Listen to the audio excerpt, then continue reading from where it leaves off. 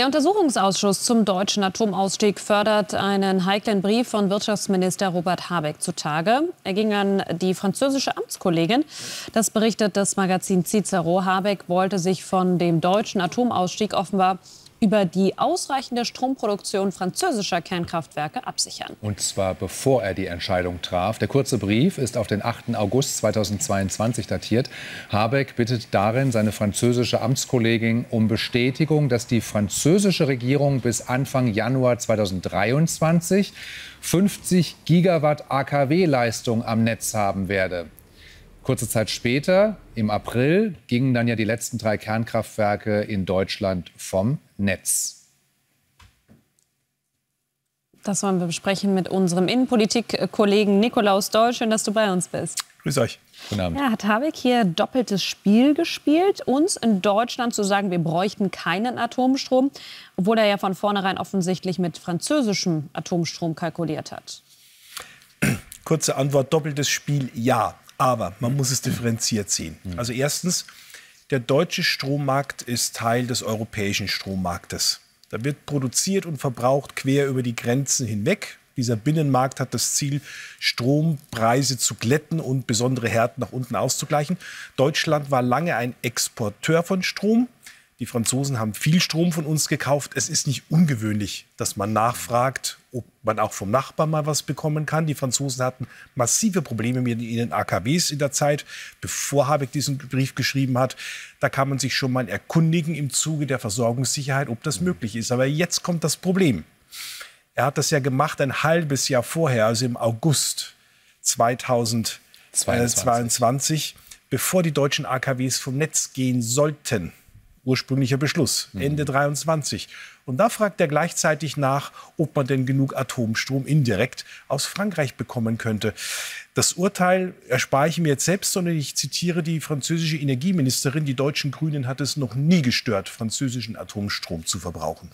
Interview mit der Welt 2022. Hauptsache, er wird nicht in Deutschland produziert. Genau. Aber wie ist denn die aktuelle Lage? Sind wir immer noch abhängig von französischem Atomstrom? Es ist eine Frage, wie viel Geld du für Strom bereit bist auszugeben. Das ist immer der Punkt. Strom ist extrem teuer in Deutschland. Das ist ein großes Problem für unsere energieintensive Wirtschaft.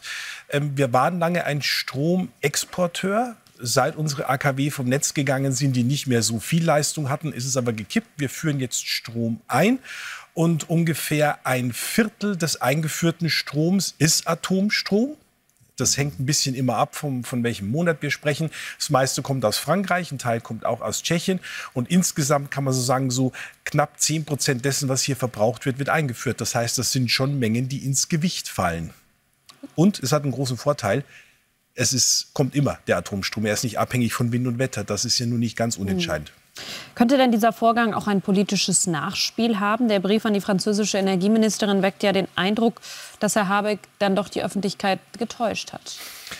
Ich glaube, dass dieser Untersuchungsausschuss noch so manch Interessantes zutage fördern wird und vielleicht ein Problem für Herrn Habeck wird, aber nicht dieser Brief. Ich glaube, dass wesentlich interessanter ist, wie die Entscheidung im März 2022 zustande kam, als Habeck ja versprochen hatte, wir wollen völlig ohne Scheuklappen prüfen, ob die Atomkraft in Deutschland irgendwie noch länger laufen könnte, vielleicht die AKWs insgesamt noch länger am Netz bleiben könnten. Und ich glaube, das hat er am 2. März zugesagt und schon am 7. März kam der Bescheid, nein, es geht unter anderem aus Sicherheitsgründen nicht.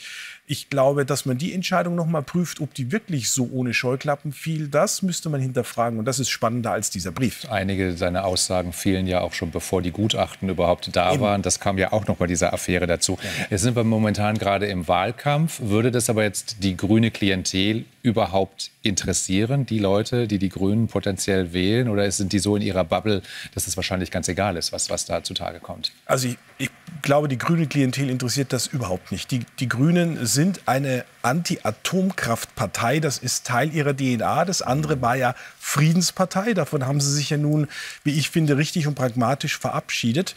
Wir können ja an den Umfragen gucken, wie es läuft. Die Grünen haben jetzt laut Deutschland-Trend Mitte, Ende November um 2 Prozentpunkte zugelegt. Robert Habeck ist jetzt der drittbeliebteste Politiker nach Boris Pistorius, ganz oben. Dann kommt Friedrich Merz, aber dann kommt schon Robert Habeck. Und die anderen Parteien haben im Deutschlandtrend, SPD, Union und FDP, haben leicht verloren. Das heißt, so schlecht machen die Grünen das aus Sicht ihrer Kernwählerschaft nicht. Nikolaus Doll, vielen Dank. Gerne.